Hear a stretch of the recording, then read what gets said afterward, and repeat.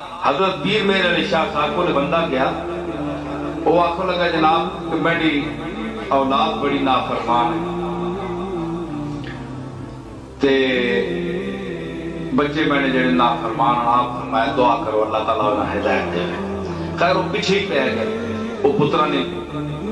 بس کوئی کرو لگ پیا جی نافرمان یہ آپ رو چڑی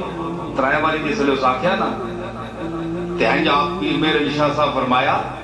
کہ تم اپنے مالک نہ فرما بردار ہے، تو لکھ کے دے سکنا ہے ماں کہ تو اپنے مالک نہ فرما بردار ہے تو کوئی اللہ رسول نہ حکم آج تک نافرمانی نہیں کی، ہر حکم تے چلے ہیں لکھ کے دے سکنا ہے؟ اکھے نہیں جناب، اکھے تو پہلے اپنے مالک نہ فرما بردار بن، یہ مخلوق ہے، تو انہاں نہ خالق نہیں ہے، جس تو دا پیدا کیتا ہے تو اس نے فرما برداری نہ دعویٰ نہیں کر سکنا، تیری فرما برداری کون کرے؟ پھر ایک شعر پڑھیا سادی نا کہ تو ہم گردن از حکم داور مپیچ کہ گردن نہ پیچت تے حکم تو ہیچ۔ اگر ایڈی تابداری تو نہ چاہیے ہے تو تم ہی اللہ دے حکم بولوں